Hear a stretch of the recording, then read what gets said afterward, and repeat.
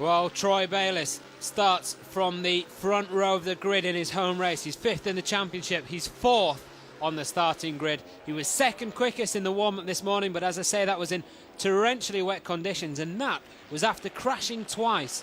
So I really didn't expect the conditions here to dry out quite as much as they have done. It's a real surprise. The wind really helping the track to just blow the water off the surface.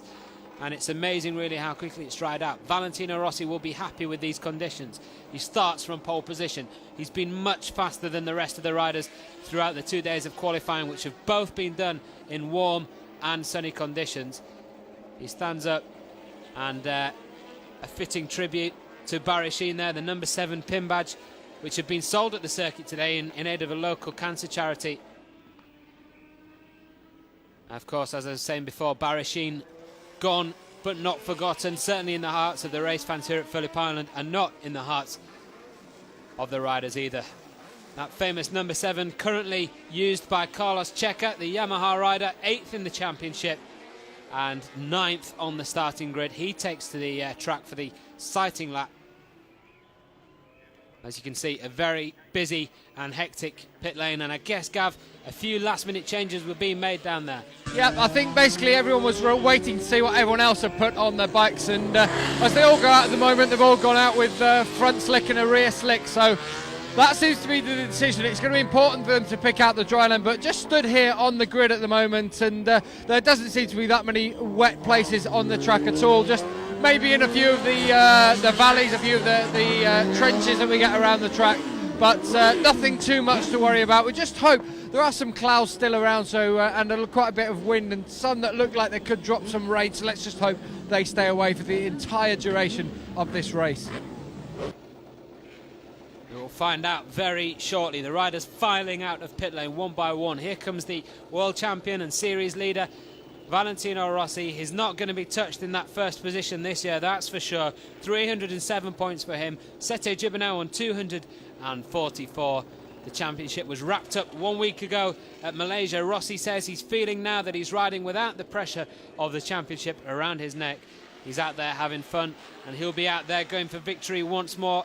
You can guarantee that. Lots of talk still about where he's going to be riding next season. One thing that seems to be certain is that he will be riding. He won't be driving, as you may have read in some parts of the press. Reports of an offer from Ferrari to go Formula One racing, and seemingly unfounded. Valentino Rossi on pole for the 8th time this season, but it's the first time that he's on pole at Phillip Island. Podium finish would take him to 21 in a row. Only Agostini has beaten that with 22. The top 19 on the grid under Rossi's lap record. The top 17 under the pole record. Loris Capirossi on the front row for the 50th time in the Premier class. Gibernau just needs 2 points to become the highest scoring runner-up in Grand Prix history. Bayliss on the front row from the first time since Jerez. McWilliams in 10th on the grid, the best qualifying for the Proton KR machine. 2 places better than Gary McCoy in 12th. That's the best qualifying for the Kawasaki 4-stroke. What a performance that was by Jeremy McWilliams, incidentally. His time of 1:31.367 was over half a second quicker than his pole position lap on the 2-stroke Proton last year. So let's take a lap then of the Phillip Island circuit. What a beautiful circuit it is indeed. This very, very fast right-hander, 4th gear right-hander at the end of the straight. The Duan corner that brings them round into this sweeping left then, the southern loop. Around 127, 130 kilometres an hour as they come out of here, down into the Bass Strait. The sea on the right-hand side blowing a gale across them as they come up the Bass Strait, and then into this fifth gear left-hander. Around 220, 230 kilometres an hour as they come now into the Honda corner. Hard on the brakes, down into first or probably second gear for most of the riders as they come through this 73 kilometre right-hander.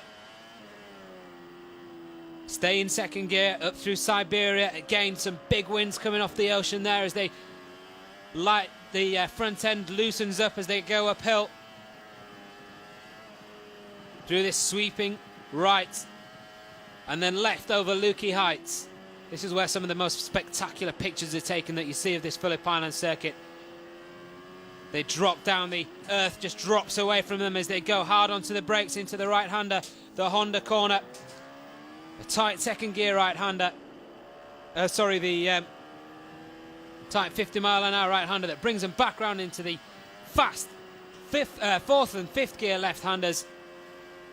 And then it's back onto the Gardner straight, the start and finish straight. That's a lap of the Phillip Island circuit.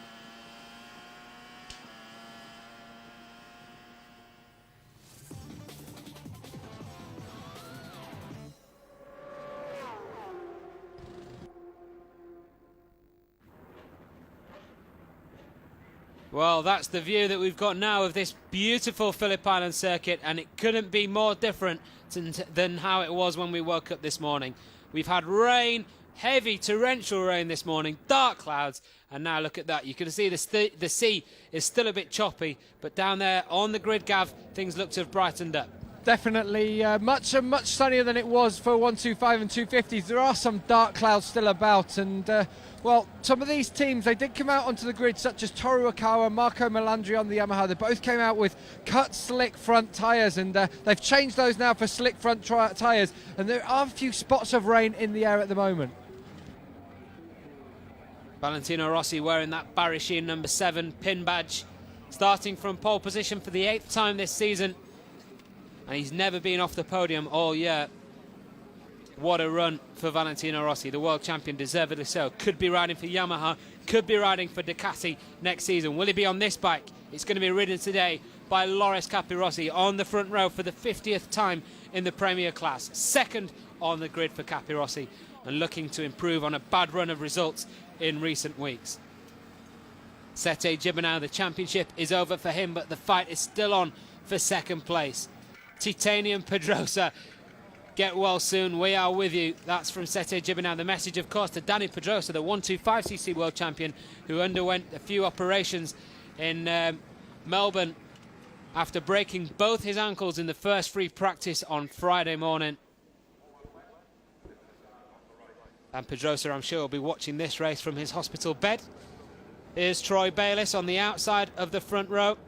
What a big race for him. Certainly is, and he's had his ups and downs. 2 crashes in the morning warm-up, a crash in qualifying yesterday. He's won 2 World Superbike races here. He's ridden here many, many times on his way up through the Australian Championships. He made his Grand Prix debut here on a 250cc Suzuki. The crowd are absolutely behind him. I've got to say, he's very relaxed about it all, and it's a big, big race for Troy Bayliss, and, well, we wait and see. What a performance by this man. He just gets better and better every time we see him race. 22 years old. Nicky Hayden, the AMA Superbike champion. I think many people regard this man as a future world champion. He's qualified 5th fastest on the second row of the grid. Repeat of his qualifying position at Motegi 2 weeks ago. And alongside him, he's got some pretty big characters. Max Biaggi, of course, who won the Pacific race 2 weeks ago in Japan. Currently lying 3rd in the championship. He's also won here at Phillip Island on the 500cc Yamaha. Looks up at the sky as everybody else has done. Max Biaggi has qualified 6th fastest on the second row of the grid. Good performance. I'm just breaking there, Nick. Sorry, I'm just down here on the grid with Jeremy Burgess. Jeremy, some difficult conditions down here. You're not being kind to us, you Australians. Oh, it seems to be dry now. Valentino said it's pretty much dry all the way around. It doesn't look like there's much up above us, and hopefully we'll get an hour where we don't have any problems. Yeah, that's what we hope. There's a dry racing line formed at the end of 250s, but did Valentino say if anything offline, if there were maybe some damp patches around there? Oh, I'm sure there are damp patches around, but he's comfortable with the slicks, and I see Loris Capirossi went from a cut slick to a slick, so I think everything's all right. Okay, thanks very much, Jerry, and all the best for your home race. Thank you very much. Jeremy Burgess, of course, the crew chief to Valentino Rossi, the world champion. We're looking at Toru Okawa, who's qualified 8th fastest on the second row of the grid. Teammate to Max Biaggi, really fighting for his MotoGP future. Toru Okawa needs some big results. Alongside him, we just got a glimpse a moment ago. Marco Melandri, the 250cc world champion. In fact, clinched the championship here a year ago. He's qualified 7th, and he needs some good results also. We come on to the third row of the grid. The Spaniard, Carlos Checa, riding the Yamaha. He's qualified 9th fastest at 1:31.302 for Carlos Checa. his MotoGP future. I won't say is in the balance, but where will he be riding next season? 2 good results here and in Valencia in 2 weeks' time may be a big, big help. And we look at the tyre changes once again. This is the Proton KR machine of Jeremy McWilliams. Brilliantly qualified in 10th place on the 4-stroke. For the first time ever, he's qualified faster on the 4-stroke than he had done on the 500cc 2-stroke. One would imagine they're changing that front tyre, that Bridgestone front tyre, to a slick tyre rather than a hand-cut slick. Nick, just about the weather that we've got at the moment, it is pretty nice at the moment, but there are some looming dark clouds and the wind is moving this way and they're behind you in the commentary box. That means they are actually coming towards the track. I hate to be the bringer of bad news, but there have been a few spots in the air on this grid at the moment, and well, I don't know. I'm going to have a good look at the Proton in a second. I'm just alongside Gary McCoy, hoping we can get a word with him in a second, but yeah, just to see if the Proton, whether they may be taking a gamble here, they may be risking going with a cut front slick. It may be a risk worth taking for them. I don't know. I think you're right, Gavin. I think somebody may take a risk. The Kawasaki's, the Protons, the WCMs, people who aren't going to perhaps get up the field very easily if the race stays dry. They may just take a risk and hope the rain will come. Of course, it can misfire very badly indeed. Welcome back, John Hopkins, the 4th row of the grid. He's qualified 13th fastest. Of course, John was banned, I suppose is the word to say, from the Malaysian Grand Prix after that first lap crash in Motegi 2 weeks ago. Race direction decided that it was an accident, that it could have been avoided. There's been a lot of controversy since then about the accident. I'll just break in again, yes, Nick. Certainly. I'm just down here on the grid with Gary McCoy. Gaz, the best qualifying result for the Kawasaki. You looked a lot more comfortable. Is it the home race? Is the bike improving? Is it the track that you know like the back of your hand? For sure, a little bit it's the home race, but as well, it's a track that the bike seems to, doesn't seem to be going too bad around. Like in Brazil, we had the same thing. We're just turning up to new tracks, and we're just finding out how they work at each track as we get to them. And with the conditions here today, it looks to be drying. There seems to be a few clouds, a lot of wind. Will that be affecting you during the race, do you think? Yeah, for sure. Just on that sight and lap, it's a little bit windy around the back, and it's kind of pushing the bikes a little bit offline, so it's going to be pretty tough. Okay, well, all the best for your home race here, guys. No worries, thank you. Well, I don't know what it's like down there, Gav, but it's still cold up here in the commentary box. It's a chilly, chilly day here at Phillip Island. And as you can see, Alex Barros has got his woolly gloves on. The sun may be out, but that grid girl there, she's going blue almost, isn't she? I don't know if I'm doing her a disservice. It might be the reflection off the umbrella, but it's certainly very cold. Barros removes his woolly gloves. He's about to put his racing gloves on as we get underway here at Phillip Island. It's round 15 of the championship. Ricardo Tamada, he's really, really impressed us in the last 2 races. Perhaps didn't impress race direction 2 weeks ago at Motegi when he was excluded from the results after finishing 3rd. But he's not done so well here in the dry conditions with the Bridgestone tyres. But, well, I suppose people get fed up with us talking about tyres and the weather, but it is absolutely crucial what the weather is going to do here. What the weather does here in the next 45 minutes will decide the outcome of this race. And I'm really interested to know, Gavin, if anybody's taking some big gambles. I can't see. Obviously, they've all got tyre warmers on at the moment. I can't really tell you if anyone is taking gambles. Most people are going with a dry setup. That's obviously with the carbon brakes and things like that. Aprilia on their brakes, they have a sort of shield on the actual brake discs themselves to keep them warm, because in these cold conditions, carbon brakes really don't like it at all. They like to be hot. And obviously, if there are conditions like this, if the temperatures do drop, then they're not going to be as hot as they used to be. But it seems everyone's gone with a dry setup. Front tyres slick, rear tyres slick. So at the moment, it's like that. I think they're just going to say, if it does rain, the race is going to be stopped and restarted. So we might as well go with the dry setup for the time being.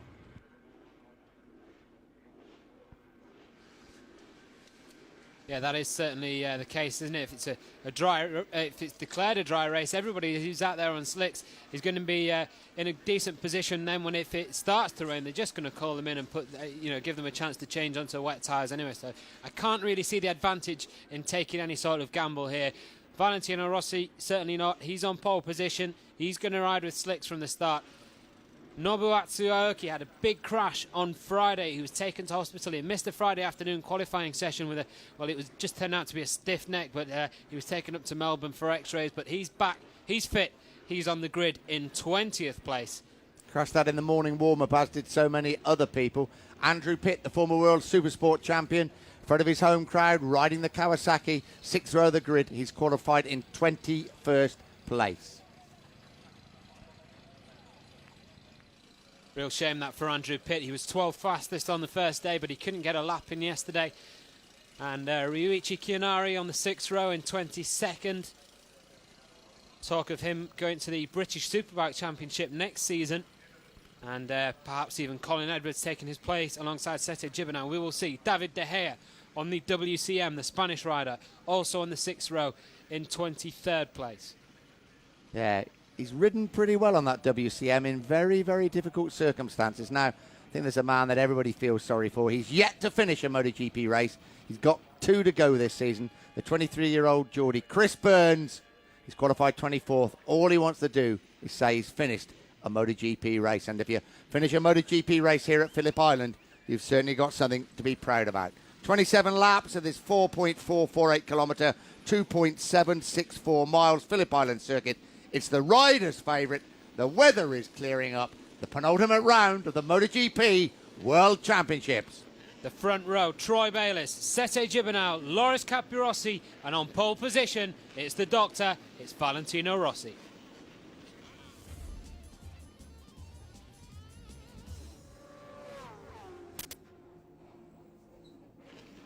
Well, it's going to be interesting on this sighting lap. Just have a look at the conditions. It obviously is drying out a great deal. They were 27 laps, front row confirmed. Rossi, Capirossi, Gibernau, Bayliss, Honda versus Ducati. Rossi getting away really quickly there for that warm-up lap. Second row, Nicky Hayden, Max Biaggi, Marco Melandri, and Toru Ukawa. Third row, Carlos Checa, Jeremy McWilliams, Shinya Nakano, and Gary McCoy.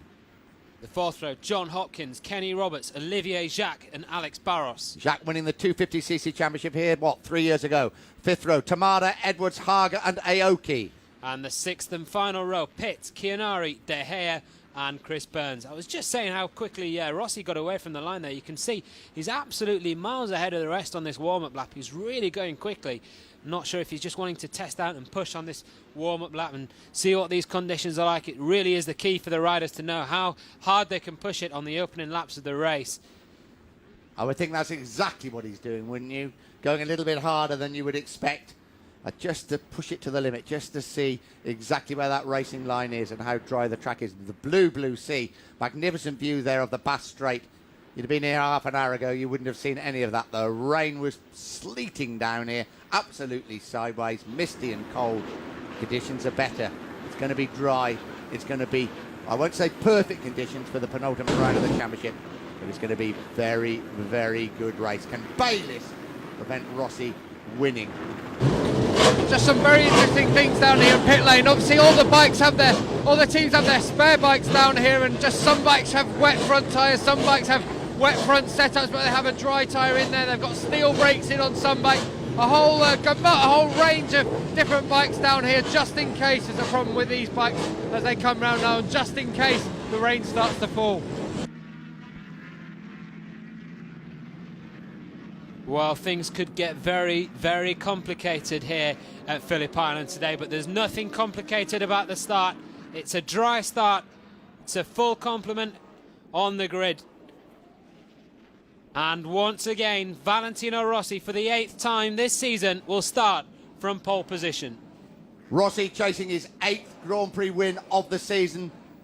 He's won here at Phillip Island in 500cc, MotoGP, and two 250cc wins. It's going to be 27 laps of the rider's favourite circuit here at Phillip Island in Australia. It's the penultimate round of the MotoGP World Championship. The green flag is shown, the red flag is taken away, the lights will go to red, and racing will be underway here at Phillip Island. The Australian Grand Prix starts. Excellent start from the two Ducatis, Troy Bayliss and Loris Capirossi, sandwiching Sete Gibernau there in the front row. And one of the Hondas has come through as well. Is it Max Biaggi who leads into the first corner? Max Biaggi from the second row in 6th place, and he runs it wide at the start, and it's Loris Capirossi, or is it Troy Bayliss who leads the way? I think it's Capirossi that leads the way. Sete Gibernau in 2nd place.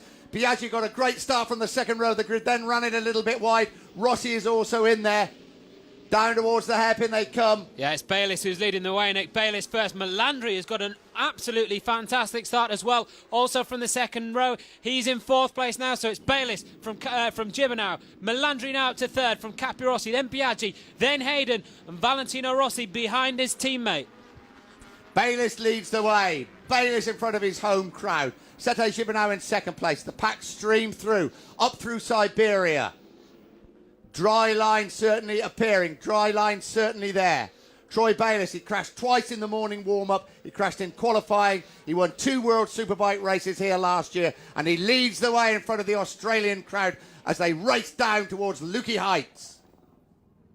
Into this right-hand hairpin for the first time. This is where Troy Bayliss crashed out this morning in the warm-up. Valentino Rossi already looking to make progress. He's got past Max Biaggi there, so is Nicky Hayden.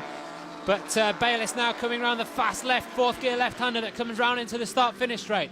The Australian on the Ducati runs it wide into the entry, into the start-finish straight, and Gibernau has come through. So Sete Gibernau will lead the way as they cross the line for the first time. It's Gibernau, Bayliss, Melandri and Capirossi. 200 miles an hour, they break for the right-hander, doing corner 3rd gear. Sete Gibernau leads, Bayliss still in 2nd place. Great ride by Melandri in 3rd place. He clinched the 250cc title here last year, and here comes Valentino Rossi. Rossi's got past Hayden into 5th place, so Rossi wasting no time to make his move through the field after making a fairly disappointing start from pole position. But it's the Honda of Gibernau, then the Ducati of Bayliss, and then the Yamaha of the 250cc former world champion Marco Melandri, current world champion Marco Melandri. That title still to be decided, of course, in the 250 class. Here comes Melandri. He won the title at this track 1 year ago, and he's absolutely flying now. He's got past Bayliss. He's up to 2nd place. Nicky Hayden still in front of Valentino Rossi. So at the front, Melandri now challenging Sete Gibernau. Melandri takes the lead. The Yamaha leads the Honda. They almost touch as they go through the top of Siberia. Melandri leads. Bayliss trying to go up the inside there of Gibernau. Doesn't do so. They're now going to plunge down Lukey Heights any moment now. They plunge now.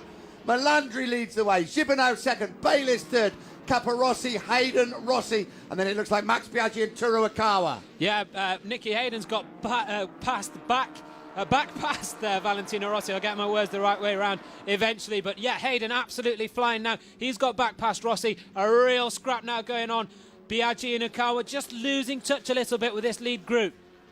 They cross the line. 25 laps to go of this Australian Grand Prix, the penultimate round of the championship. Here comes Bayliss up the inside of Gibernau. They're absolutely side by side. Bayliss back into 2nd place, 150 miles an hour round the right-hander. Melandri leads, Bayliss 2nd, Gibernau 3rd, Capirossi 4th, and Rossi now up into 5th place in front of Nicky Hayden. Yeah, Nicky Hayden was the fastest man of the circuit on that past lap as he got past Rossi and up to 5th place, but he wasn't able to hang on to it as they came down the straight for the 2nd time. Rossi out of the slipstream into the fast right at the end of the straight, and Rossi now back up to 5th position.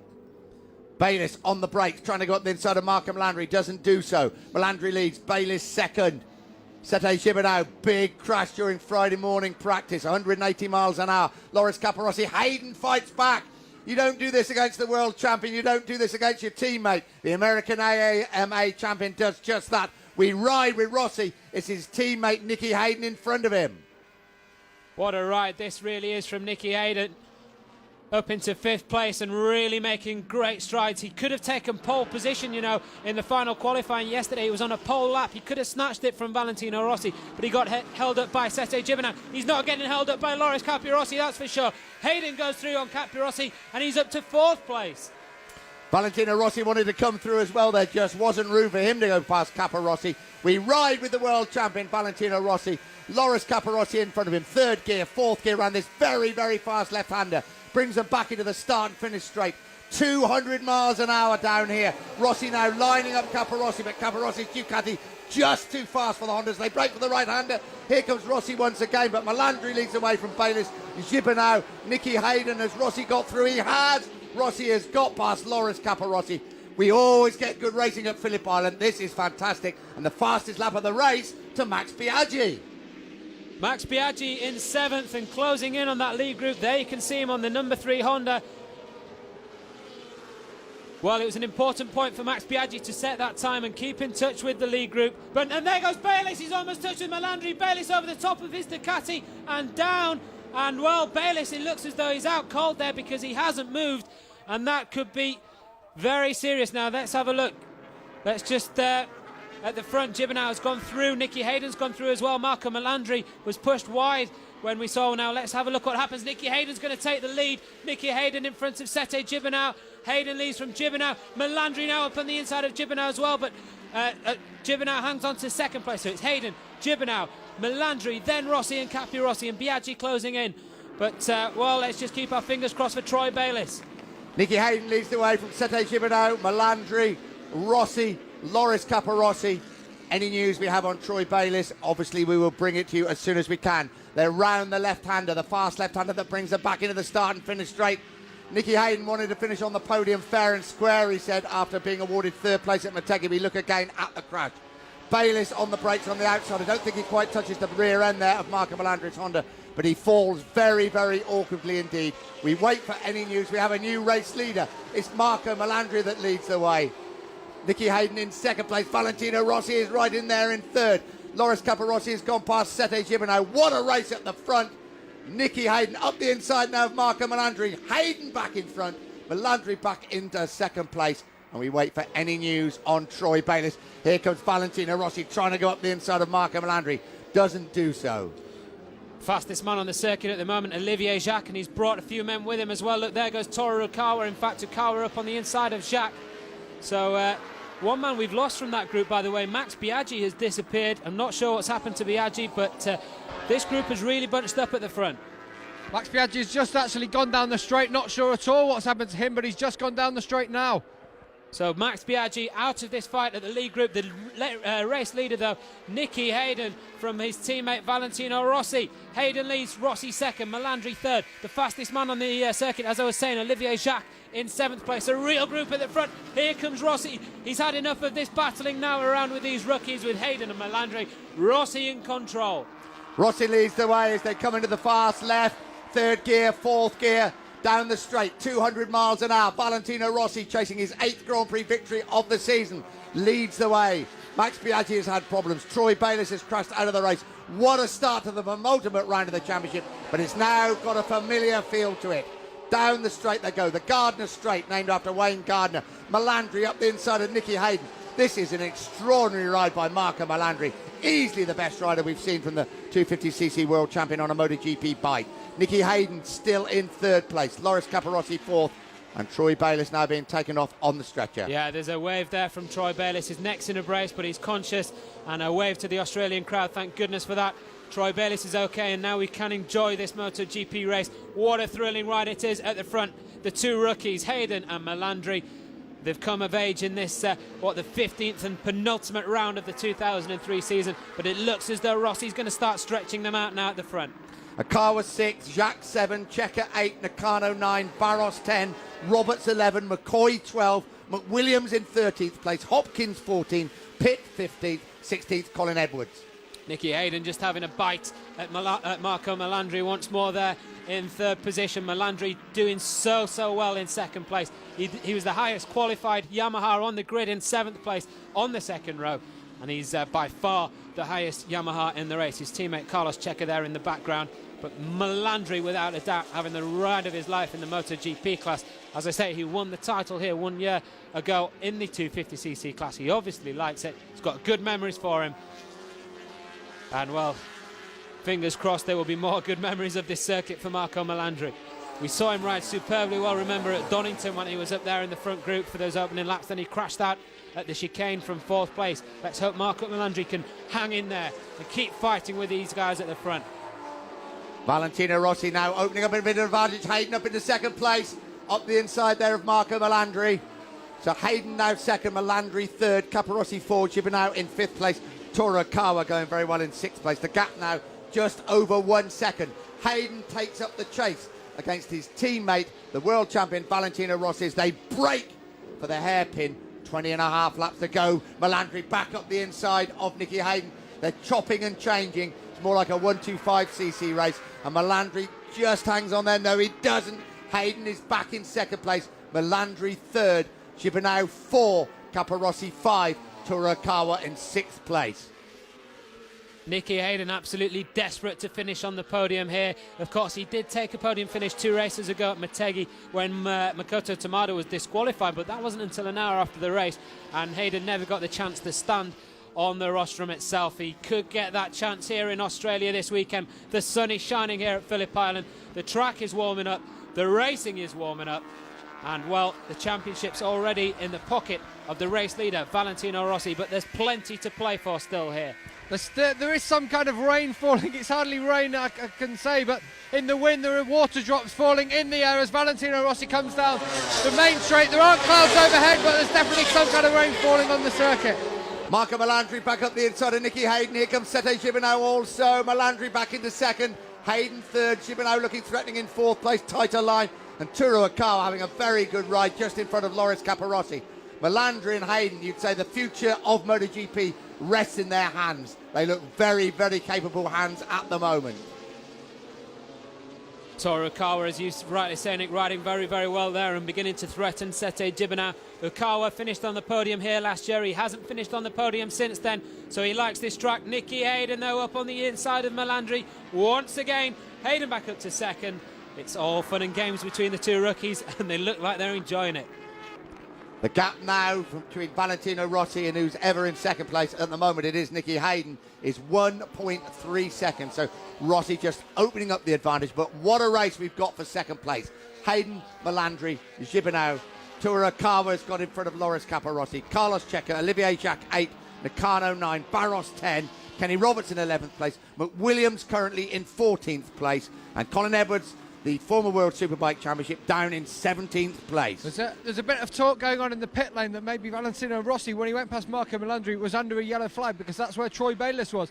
So that's the talk going round down at the moment in the pit lane, that Valentino Rossi, we've already seen at Donington, he passed under the yellow flag there, Loris Capirossi, and had 10 seconds knocked off his time. Again, there's a worry in the pit lane, and that might happen again.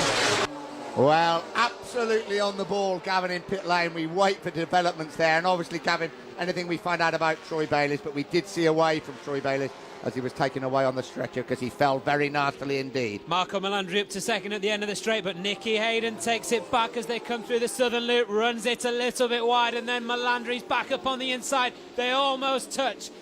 As they come up the back straight, the sea breeze blows in from the right-hand side. Sete Gibernau, a close spectator there in fourth place.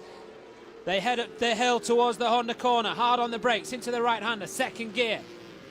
And Nicky Hayden runs it wide, and Gibernau, Okawa and Capirossi all go through. Well, Nicky Hayden has got it all to do again. A mistake by the American, just ran it a little bit wide. Here we watch, he's on the brakes. Ah, yes, it's just nowhere for him to go. He's just got to put it straight for a moment, momentarily straight. And in MotoGP, if you do that, the pack just streamed through.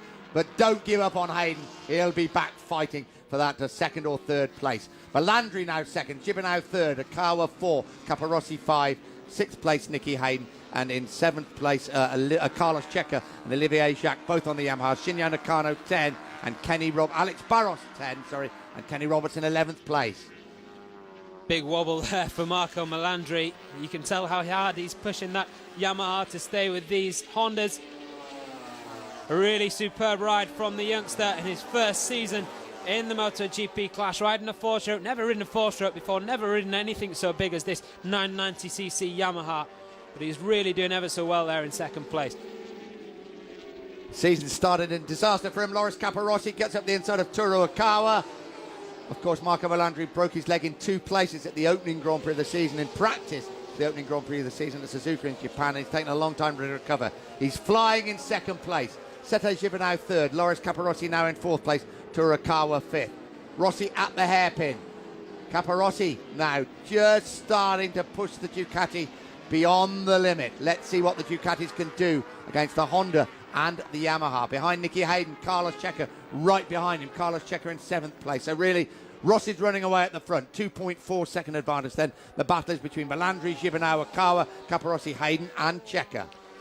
New circuit record for Valentino Rossi. That lap of 132.161 even in these cruel conditions here at the Phillip Island circuit, the pace this year has been so much quicker. Rossi's pole time was around 2 seconds quicker than the previous pole record here, set of course by Jeremy McWilliams last year on the two-stroke Proton.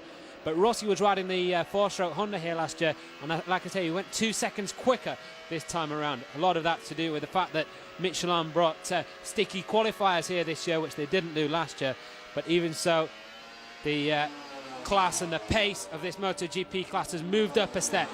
Melandri crosses the line, still in second place. Hanging on now from Sete Gibernau, who looks at the inside at the end of the straight, in third place. Then it's Capirossi still, Unakawa and Nicky Hayden just dropping off slightly.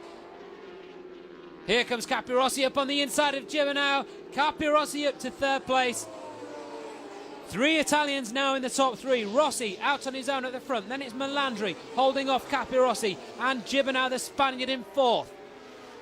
Behind him we have Toru Okawa, Nicky Hayden and Carlos Checa. Alex Barros into the pits as well. It looks like he's going to retire from this one. Gavin, any more news on that yellow flag controversy? I don't think that it's happened. There's nothing going on down here at the moment. I'm sure they're probably looking at the tapes, but I'm sure we'd have seen something. There was so much controversy after it happened last time. I'm sure they'll be right on the ball this time, but no, not heard anything. I've asked about Troy Bailey's condition either. No news so far. Well, there is Max Biaggi, and we're still not quite sure what happened to him. He disappeared from this group at the front, and he's way down the field now in 22nd place. Here comes Valentino Rossi down into the hairpin over Lukey Heights, and then this fairing bashing second group. It's a shame that Rossi's not still involved in it, but he has been a cut apart during qualifying. We did expect him to split at the front of this pack, and it's what he's done. He enjoyed those first few laps, I'm sure, but perhaps thought, I'm getting out of the way of these guys, because the way that Hayden and Melandri were going at it was quite something. And I think now things have just settled down for now, but I'm sure they're about to pick up as they come down the end of the straight. Capirossi on the Ducati gets in front of the Yamaha of Marco Melandri. Capirossi now up to second, but runs it wide, and can Melandri take second back? It looks as though he will. He gets his left knee out around the outside of Capirossi, and he does so. So Capirossi and that Ducati had the extra speed down the straight, but just couldn't quite hang on the brakes. Now, we've seen that many times this season with the Ducati. Very, very fast indeed. Time penalty for Valentino Rossi. Absolutely on the ball there for Gavin down in pit lane. Rossi has obviously overtaken Marco Melandri when the yellow flags were being shown for the crash of Troy Bayliss. Rossi has a time penalty. This race is far from over.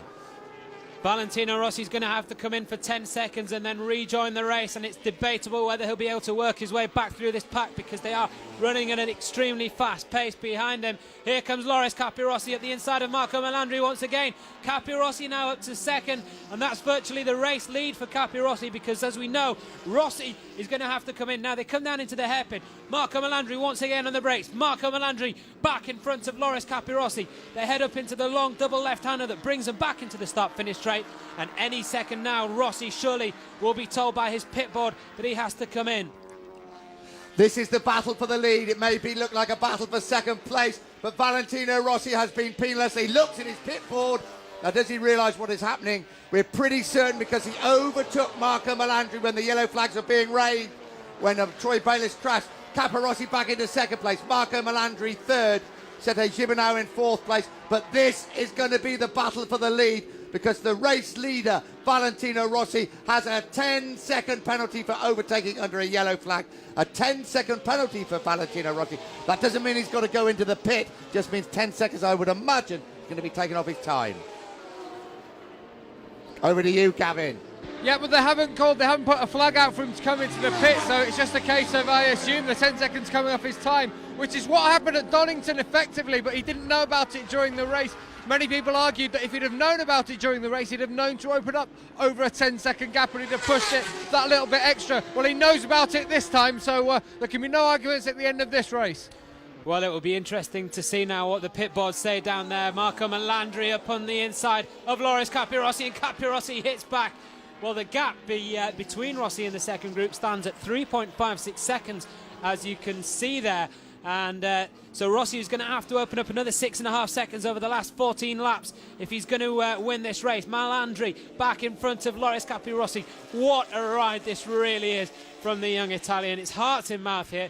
The patient Australian crowd who've come down here this morning despite the pouring weather for the 125 and 250 races. It was brollies out, it was sou'westers out. Some people will have opted to stay in bed, and they'll be sorry if they're watching this on TV now, because the gap between Rossi and the rest of the gap and the rest of the pack is extending. But Nick, it doesn't look as though it's extending enough. It certainly does. It's 3.7 seconds. He's got a 10-second penalty, don't forget, as they go round the left-hander. Capirossi second, Sete Gibernau third, Marco Melandri fourth. But as it stands at the moment, we don't want to confuse this too much. Loris Capirossi would be leading the race. Sete Gibernau would certainly be in second place. Marco Melandri would be third, and perhaps Valentino Rossi would be fourth or fifth. Now, can Valentino Rossi work this out in his head as he's going round the track? He's been docked 10 seconds because he overtook when the yellow flags were being waved. He overtook Marco Melandri when Troy Bayliss went down at the hairpin. They're letting him know on his next time round. The pit crew didn't exactly know how many seconds he was going to be penalised, but they're now going to put on his pit board when he goes past that he's got -10 on the top of it, so that lets him know that how many seconds he has been penalised, and he'll know going through, and he'll just have to do the maths himself as he goes round. Well, Marco Melandri there getting past Sete Gibernau, but I think as they came over the top of Lukey Heights, Gibernau got him back on the brakes. Gibernau, slight shake of the head. He can hardly believe what Melandri is doing on the brakes into that right-hand hairpin. It's something else to watch. Melandri riding out of his skin on the Yamaha. Now then, actually looking down the timesheets, that 10-second penalty for Valentino Rossi would put him in 7th place behind Carlos Checa. And here we're going to see it again, the yellow flags now. We can't see them on the picture. This is where he overtakes Marco Melandri, though. Look out for the yellow flags anywhere in the distance. There it is. The marshal clearly on the corner. And, yep, no complaints. There is that -10 that Galv was just telling us about on the pit board for Valentino Rossi. And as I say, he's now extended his lead over the chasing pack to 3.9 seconds. He's going to have to turn up the heat here and stretch it out by another 6 seconds to win this race. If anybody can do it, he can. The biggest challenge, the doctor so far this season. Capirossi second on the roads but leading the race. Marco Melandri third on the roads but second in the race. Sete Gibernau in third place but fourth on the roads. Nicky Hayden is coming back at him, and Nicky Hayden has got back in front now of Sete Gibernau. We have to be very, very careful how we commentate this. Let's just get it absolutely clear. Valentino Rossi, who leads the race on the roads, has been docked 10 seconds because he overtook when a yellow flag was being waved. His advantage at the moment is 3.9 seconds over Loris Capirossi. Of course, that's not enough to win the race. They're now putting out on Rossi's pit board position 8. They're letting him know where he is after the calculations have been done. On Loris Capirossi's board, however, they're putting position 2, so they're not letting him know. Oh, there's a man gone down there. That's Melandri. Marco Melandri, he was riding absolutely out of his skin in third place. He's gone down. What a brave ride from the youngster, but it's all ended in tears. It's in the gravel, and now then it's a clear second position, or first position, in fact, for Loris Capirossi. A gap to Gibernau and Hayden. Gibernau up on the inside of Hayden at the end of this straight. Gibernau now up to second position, remember. Gibernau now second. Loris Capirossi leading. Rossi out in front on the track, but down in 8th on the overall timing screens, and it looks as though Melandri could have hurt his arm there. Let's have a look at this.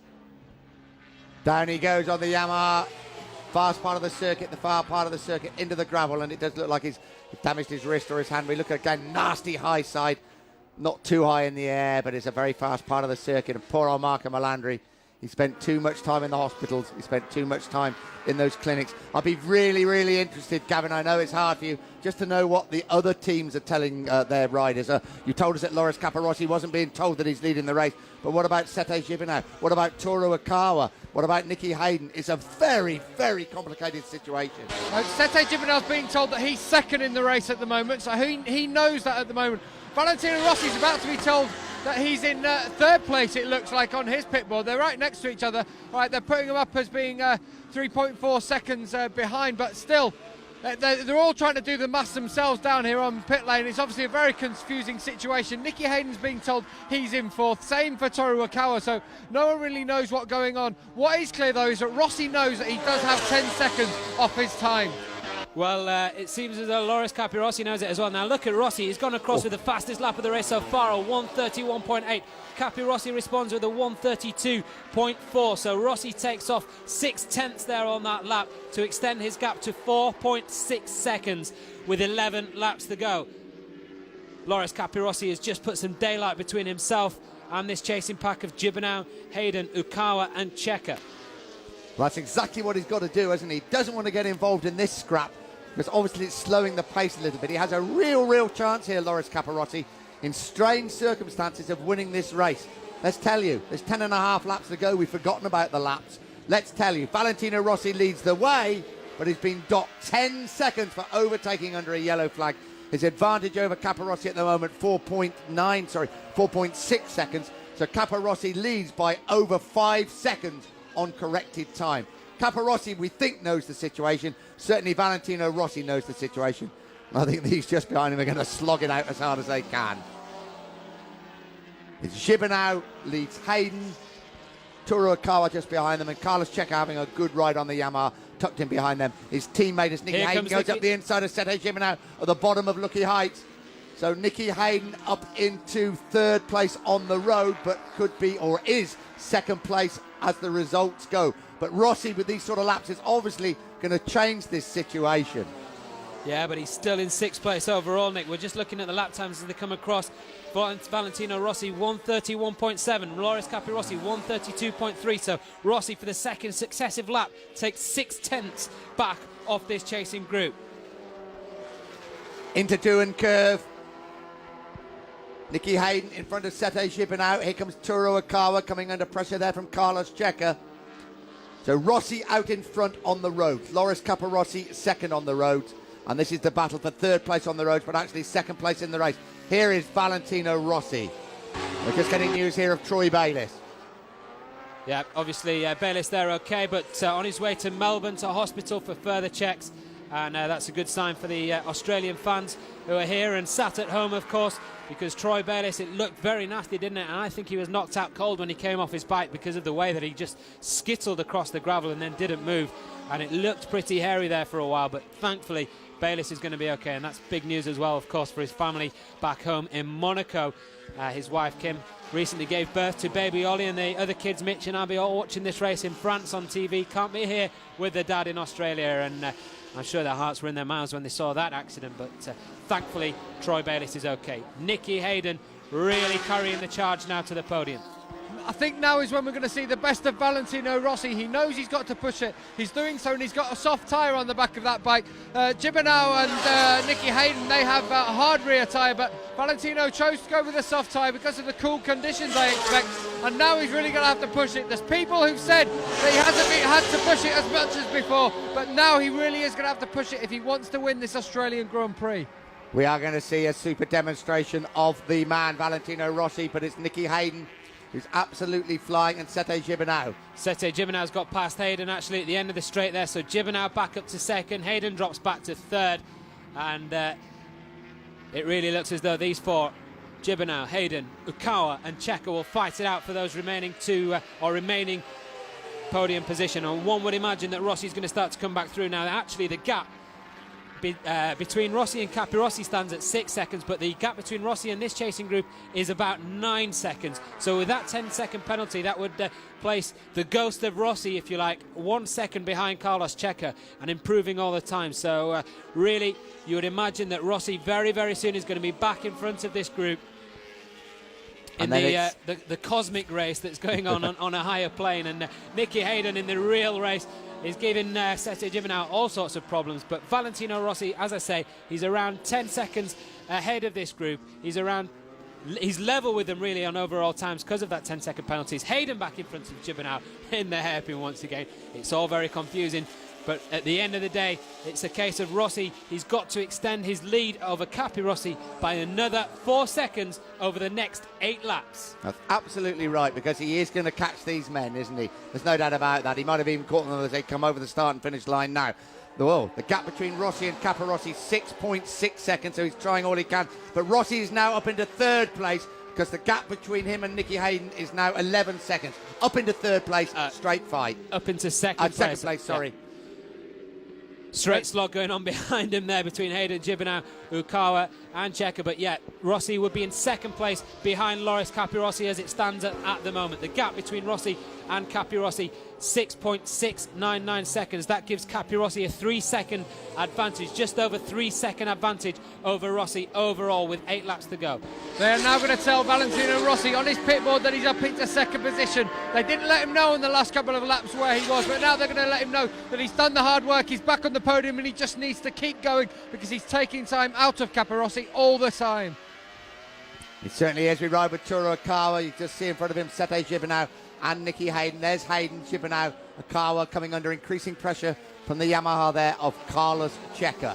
But Rossi now back into second place. It's a straight fight between the Ducati and the Honda, but it's not a straight fight because poor old Loris Capirossi, who's second on the roads, is not really racing against Valentino Rossi. He's racing against the clock. It's very, very hard for him. It's easier for Rossi, one would imagine, who's just got to keep going as fast as he can. And this is Rossi, you've got to say, at his absolute best. He crosses the line. 7 laps to go. What's the gap now? Rossi with a 1:31.593 on that lap. Capirossi with a 1:32.440. The gap stands at 7.5 seconds. So Valentino Rossi takes almost a second off Capirossi there on that lap. Here comes Gibernau up on the inside of Nicky Hayden once more at the end of the straight. Now watch out for Nicky Hayden through this section, and particularly in the 2 hairpins. The Honda corner and then at the bottom of Lukey Heights. That's where he's really liked to pass Gibernau over these past couple of laps. Let's watch. And they come into the first one round this long left-hander.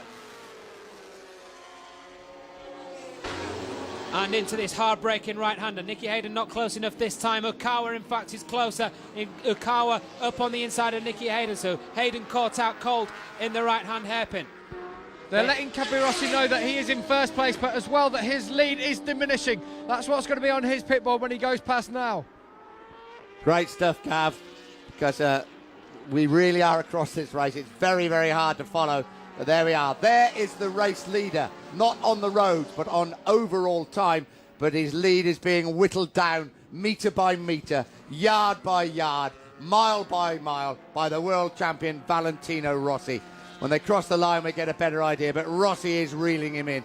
Very, very hard for Loris Capirossi because he hasn't got anybody to aim at. He's just got to go as fast as he can. Rossi knows he's got to pull back that time. Rossi has crossed the line. 1:31.587 for Rossi on that lap. Now what's the gap between him and Capirossi? It's 8.8 seconds. Surely Valentino Rossi is going to win this race. He's taken another second off Capirossi on that lap. This is sensational stuff from from Valentino Rossi. He's lapping under previous pole records here at the Phillip Island circuit. It's a sensational performance. Chris Burns there, the Newcastle rider, is about to get caught up by this pack. He's been lapped already by Valentino Rossi. He's just going to run that machine wide and let these guys through. But the rate that Valentino Rossi is going, he's going to win this race. He's got 5.5 laps left to go. He's taken around a second a lap off Loris Capirossi in second place. What a ride from the world champion. Just a word for the people who are filling up the point positions. Kenny Roberts is going to get his best finish of the season if he keeps where he is. He's in 9th position. Jamie McWilliams has just been passed by Makoto Tamada and Gary McCoy, but they're all there, 10th, 11th, 12th positions. John Hopkins just behind them. They're all there in the points, and that's good work for all those teams here at Phillip Island. All eyes now focus on the doctor. The 24-year-old Italian, Valentino Rossi. Throw what you can at him. 10-second penalties, weather, seagulls, anything else, it doesn't matter. He just goes on winning MotoGP Grand Prix racings. You are just watching the master in action. He crosses the line with 5 laps to go. He could be leading the race on corrected time. We'll wait and see. Could be after the way he's been going the last few laps. Rossi with a 1:31.655 on that lap, so he's getting faster and faster all the time. Capirossi a 1:32.7. Rossi takes out another second off Capirossi's time, and the gap now 9.962 seconds. Rossi within just a couple of hundredths of a second off the race lead once more. What a race this is for third place. Turo Okara's got up the inside of Nicky Hayden, chasing Sete Gibernau. Gibernau third, Okawa 4, Hayden 5, Carlos Checker in 6th place. This is settled now. We know this is the battle for the final position on the podium. Corrected time doesn't matter anymore. And Valentino Rossi is surely going to win this race. Sete Gibernau. And this is a great ride by Turo Okawa. Perhaps he won't be in MotoGP next season, but he's certainly going out with a bang. There is the Kawasaki of Gary McCoy, who leads the way in 11th place from Jeremy McWilliams. Good points for these two riders. McCoy easily his best ride of the season in front of the home crowd, and Jeremy McWilliams improving every time out on that 4-stroke Proton KR machine. Behind them is John Hopkins, behind them Noriyuka Haga, Andrew Pitt and Colin Edwards. So these smaller factory teams doing a good job against some of the bigger teams in MotoGP racing. Yeah, certainly. You're talking about Proton, they're doing well against the likes of Suzuki and Kawasaki. That's certainly the case. Of course, that machine only brought in at round 4 of this series, and it's already going quicker than their 2-stroke machine at this circuit last year. And it looks as though we've lost Carlos Checa. We have Carlos Checa out of the fight for the podium, and Speedway style spins his Yamaha around there, and that's not too effective wheel spinning across the wet grass there for Checa. Poor old Carlos Checa, what a disappointing time he's had this season. His teammate Marco Melandri looked well set for a 3rd place out of the race when he crashed out. Right, this is the long left-hander that brings us back into the start and finish straight. I'll bet my house on the fact that Valentino Rossi is winning this race. He certainly is. He's winning it by 0.392 seconds. His lead over Loris Capirossi, 10.392. The 10-second penalty knocked off. That means Rossi is just in the lead, and he's still going quicker than Capirossi. A 131.973 from Rossi, a 132.403 from Capirossi. But the thing is now that what we sometimes see from Rossi is when he's built up a lead like this over the last couple of laps, we can afford to drop his times off, showboat for the crowd. He certainly can't afford to do that here. He certainly can't. Just to remind you, he's been docked 10 seconds for overtaking under a waved yellow flag. I think it was the accident of Troy Bayliss when the yellow flag was out. He overtook Marco Melandri, and he's been docked 10 seconds. It doesn't matter. He's got a 0.392 second advantage now over Loris Capirossi in 2nd place. This is the battle for 3rd place. It has raged throughout between Sete Gibernau, Toru Okawa and Nicky Hayden. It was a collective sigh of relief in the Repsol Honda garage when he went through that time, and it was confirmed that he was leading the race. He goes past now they know he is in the lead. On the laps previously, every time he was getting closer, everyone was up on the toes, but no, he wasn't there. But this time they could all breathe easily because Valentino Rossi is leading this race now and looks set for another victory. Yeah, he just extended that lead to 1.290 seconds over Loris Capirossi, 11.290 seconds out there, 1.290 on the revised times. And this is going to be a real gloves-off stuff now for the fight for 3rd place between Gibernau, Okawa and Hayden, all on 3 Hondas. Gibernau on that number 15, Okawa on the number 11, and Nicky Hayden on number 69. All riding for different teams, all riding the also familiar winning V5 4-stroke 990cc Hondas. Important races, certainly for all of them, as Okawa goes up the inside there of Nicky Hayden, but a very important race for Toru Okawa. Sete Gibernau settled for next year. Nicky Hayden, I'm sure, is settled for next year. Toru Okawa, his future in MotoGP is a little bit clouded, and if he can finish on the podium, that's going to do his cause an enormous amount of good. Watch out for Nicky Hayden here as he comes up on the inside of Toru Okawa. He likes this section of the circuit over Lukey Heights as they come up into the left-hander. And then he's very strong on the brakes as they come down the hill. Let's see if he can get close enough to Sete Gibernau. I don't think he is this time. Into this right-hand hairpin. Okawa closes right up on the rear wheel of Hayden. And there you can see the gap now. That gap is going to be a bit different. It's 11.290 seconds. We told you that on the last lap, 1.290 overall. What's the gap this time? Rossi has crossed the line. We still wait for Capirossi with 2 laps to go. He crosses the line now. The gap, 12 seconds on the road, 2.589 seconds over corrected time. Valentino Rossi 2 laps away from his 8th Grand Prix victory of the season. Toru Okawa and Nicky Hayden side by side into the fast right at the end of the straight. And Okawa now back up to 4th place from Hayden. Hayden round the outside of Okawa though, shuts him off. Great riding from Nicky Hayden. Hayden up to 4th. He doesn't want to let Gibernau out of his sight. Hayden has got his first Grand Prix podium in his sight with 2 laps to go, and he needs to hold off Okawa so that he can battle with Gibernau. Round the fast left before they come up and break for the slowest part of the course here at Phillip Island. The Honda hairpin, 2nd gear right-hander. Gibernau safely through. They're coming up against some back markers. I think it's probably Chris Burns or David De Gea. It looks like one of the WCM machines. They're going to arrive very, very fast indeed in a minute. 1.5 laps to go. This is the battle for the last place on the podium here at Phillip Island. Sete Gibernau third. Nicky Hayden looking very threatening in fourth place, and Turukawa just dropping off a little bit in sixth. Watch out for Nicky Hayden now once again as they come over Lukey Heights. I said on the last lap he liked it coming into this right-hand hairpin. Will he try it on Sete Gibernau? Is he close enough? Not quite. But if Hayden can stay there for this last lap and he can hold off Toru Ukawa and make sure that he doesn't concede ground in fourth place, and I would expect him to make an attack on Gibernau. If not before, then certainly at that point of the track as they come down from Lukey Heights into that right-hand hairpin.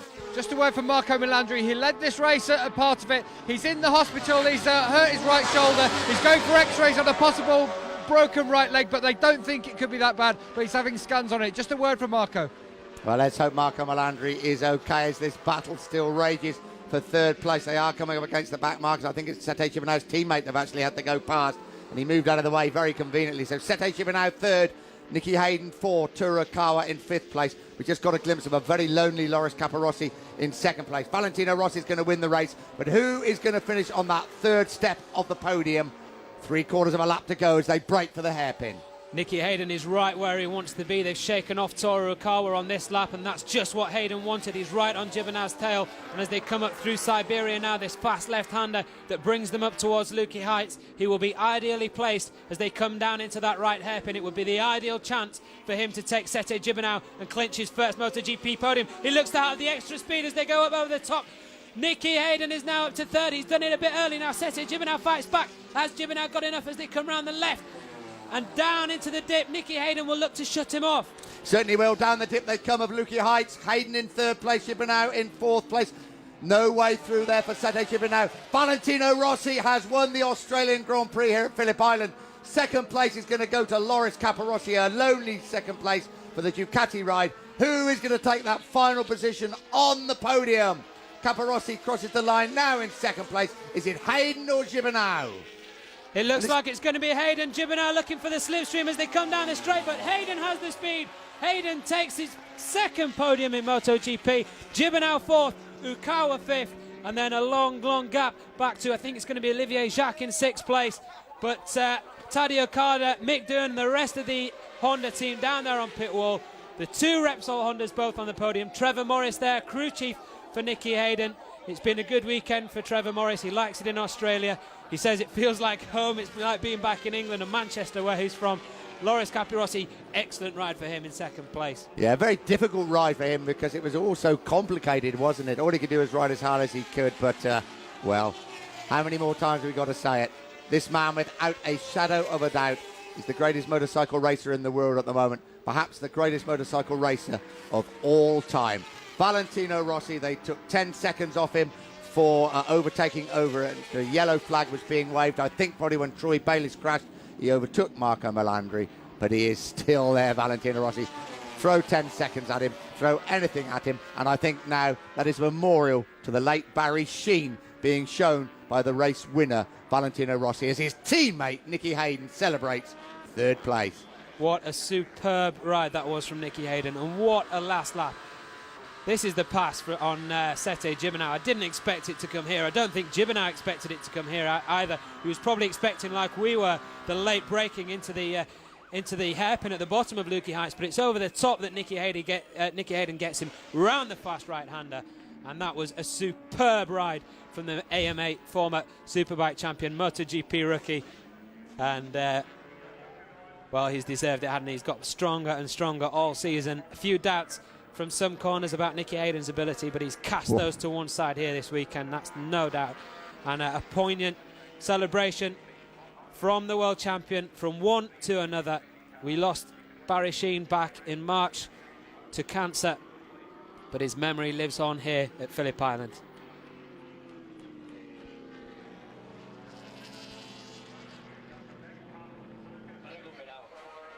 Sete Gibernau, well, I think he's scored more points now than any other man that's finished second in the World Championship, but he's off the podium in fourth place. I can tell you now, he won't be happy. Well done, Loris Capirossi. That was a very, very strange race for you indeed. I think he's just asking about Troy then. I think he said Troy, and the news is Troy Bayliss has been taken to hospital in Melbourne. He's not thought to be seriously injured, and that is very good news because he went down very, very awkwardly indeed. But he's done it again. As I say, they've taken 10 seconds off him. They've tried to make life difficult for him. The weather wasn't very good when he woke up this morning. It doesn't matter.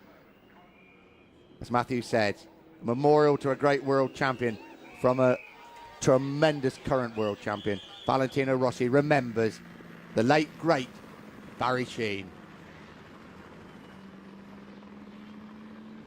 Hugs all round for Nicky Hayden and his team as they welcome him back to Parc Fermé. A fantastic ride from Nicky Hayden, and if there was any doubts about the validity of his podium in Motegi, he now can shake off those doubts, enjoy the champagne for the first time on the third step of the podium.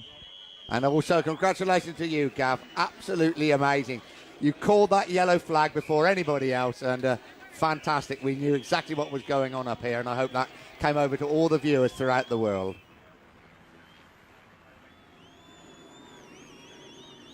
There's going to be a party on Phillip Island tonight in the Repsol Honda camp, I can tell you that. We know where it is, don't we? We're not telling anybody else. Not hard to find in the little island of the little town of Cows on Phillip Island. I tell you, there's going to be some celebrating tonight. Some thick heads on that British Airways flight from Melbourne to London tomorrow for this team and this man, Valentino Rossi, and his teammate, 22-year-old American Nicky Hayden. And I think Valentino Rossi really is quite emotional about it, because where will it end? It's just a superb ride, wasn't it, from the world champion? And it was. They should do that every week when he takes a lead like that. It makes it a lot more interesting, doesn't it? Pushing and pushing and pushing and riding that bike to the absolute limit. And the Australian crowd here, after such an ominous-looking morning with the storm clouds and everything else, have been treated to an absolutely phenomenal MotoGP race. We've had them in the past here at Phillip Island. This was one of the best, and this was Valentino Rossi at his best.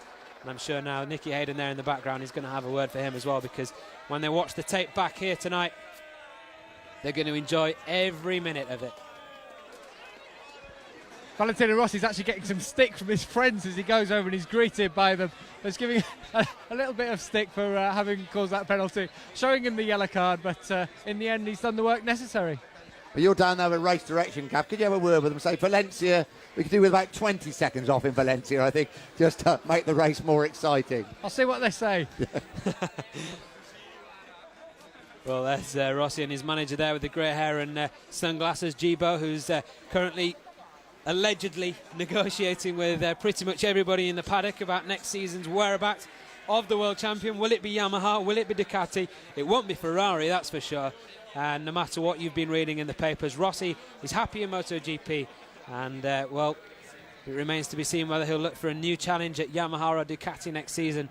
And if he rides anything like he did today with that disadvantage. I'm just down here with Nicky Hayden at the moment. Nicky, if there were any doubts about the podium in Motegi, there can be no doubts now. You can go and enjoy that champagne. Yeah, no doubt. Feels pretty good. It was a good race, and you know, I led a little bit there for a few laps and was just a little excited, but overall I'm pretty happy. I mean, bike worked good, and it was early on there was a little bit wet spots and made it really challenging, but I didn't want to hold back. I just wanted to go for it the whole time, and last lap I had to give it a go on Sete, and I felt really good there. I knew he had a couple crashes in that one corner, so thought maybe if I could stick him right there where maybe he didn't feel so good, and just hold him off to the line. Were you aware of Rossi's penalty at all? No. He penalised 10 seconds for passing Marco underneath the yellow flag, so all the race was being knocked off 10 seconds, so you weren't aware of that out on track? No, not at all. But you rode just the same anyway and got that podium position. You must be delighted. Yeah, I'm happy. I just want to thank my team and everybody who believed in me. You know, when I got the opportunity, a lot of doubters, and had a tough go early on, but I just kept my confidence and believed in myself, and now every week I'm getting stronger and stronger, and just want to thank Honda and Repsol and all my team and all my sponsors for believing in me. Well, congratulations. A lot of people in America will be congratulating you. Well done, Nicky. Well, there was definitely a shake in his voice there, Nicky Hayden, wasn't there? And it's an emotional time. It's a tough world, MotoGP, especially when you've been knocked like Nicky Hayden has this season, undeservedly so. And, well, he's produced the goods here in Australia today. One round to go of this MotoGP World Championship. Can Nicky Hayden challenge for victory in it? That's at Valencia in 2 weeks' time. There's a crash there early in the race, and looked like David De Gea's bike set on fire, in fact. We didn't see that during the race. But this was a moment of concern. Troy Bayliss, as you can see, knocked unconscious when he was flipped from his Ducati and laid face down in the dirt. Luckily, Troy Bayliss was okay. Out on the track, what a ride it was from the two rookies, Marco Melandri and Nicky Hayden. That was the key moment in the race. Valentino Rossi passing Marco Melandri under a yellow flag. He was given a 10-second penalty, and that meant that he had to get out the front and stretch out his lead as best he possibly could. Behind him, Melandri, Hayden, Capirossi, Gibernau. What a race it was between them. Fantastic entertainment, especially between the two rookies, Hayden and Melandri. Hayden running it wide there. It seemed as though his podium chances may have gone. He fought back extremely well. Melandri, meanwhile, he couldn't quite hang on. He went down on the Yamaha. The news is that he may have a broken leg and certainly an injury to his arm there. Valentino Rossi riding the Honda to the limit at the front to try and extend a gap of 10 seconds over Loris Capirossi. That's what he had to do to win this race. Capirossi, of course, had to stay in touch with the Italian to try and win. Gibernau and Hayden then battled out for third spot.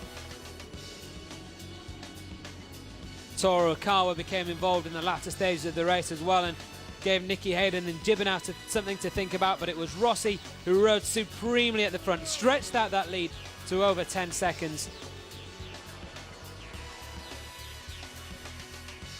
Nicky Hayden left it until the last two laps to produce his best effort in MotoGP. It was Checker who ran off. He was out of the podium fight, but Hayden hadn't given up. There he was in fourth place. He got Sete Gibernau around the outside and up into that right-hander.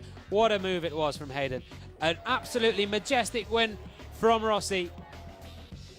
An excellent second place from Capirossi, smoking that Ducati around the final entry into the start-finish.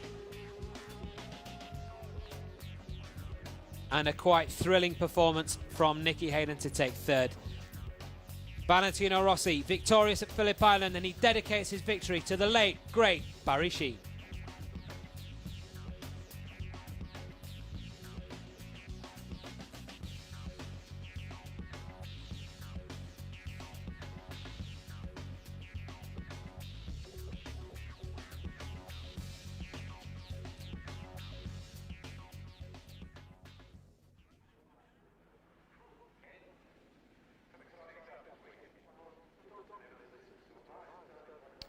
Well, as you can see, the crowds at Phillip Island are beginning to file up towards the podium, where they will enjoy the podium celebrations of Valentino Rossi, Loris Capirossi and Nicky Hayden on there for the first time, and that champagne, I'm sure, will feel good to Nicky.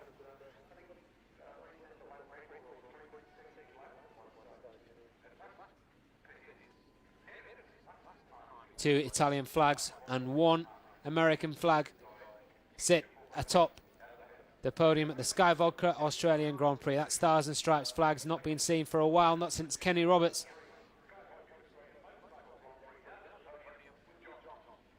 Well, ladies and gentlemen, I'm sure you'll agree what a sensational race the Sky Vodka Australian MotoGP, and a battling fight all the way to the finish. For third place, Nicky Hayden of the USA on a Honda.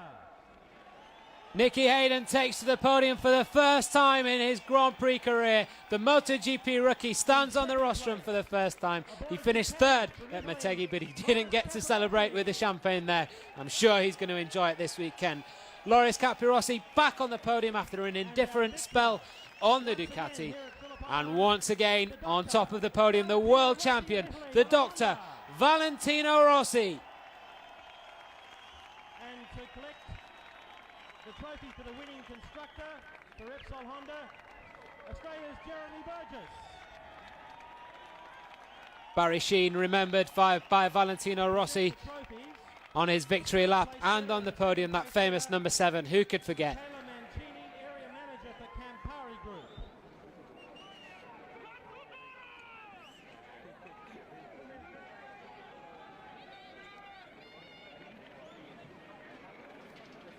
So Nicky Hayden accepts the prize for third place, and I'm sure that plate will be taken back to Kentucky over the winter and have pride of place. There's his dad, Earl Hayden, down in Parc Ferme with the chief mechanic, Trevor Morris. They've worked hard all season. Loris Capirossi, second for him and a good result for Ducati.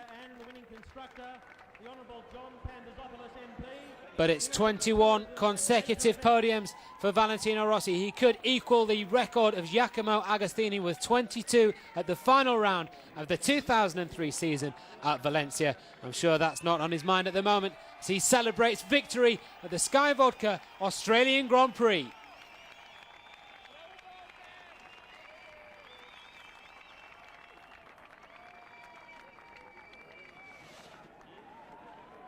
Well, it's long been his favourite colour, yellow, hasn't it, Valentino Rossi? It robbed him of victory at Donington Park, but it was going to do nothing to stop him at Phillip Island this week. For the third time today, we listen to the Italian national anthem.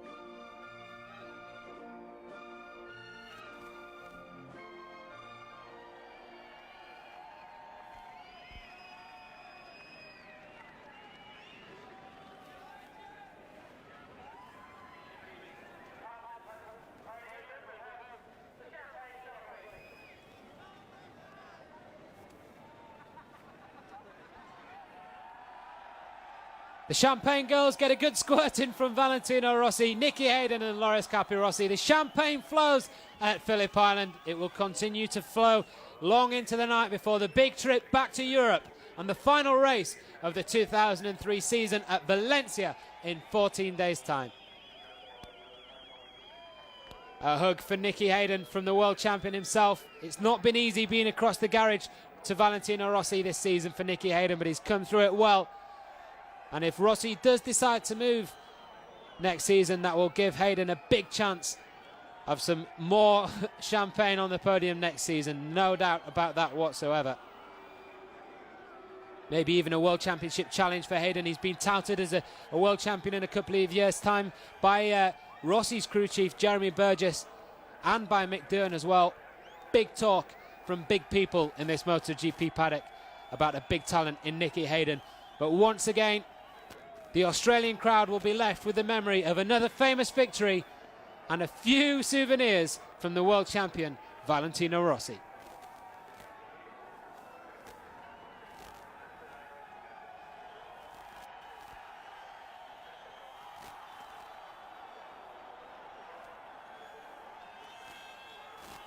I think everything but the kitchen sink has been thrown down from the podium at the moment. They're looking for anything that's not bolted to the floor, except the helmet.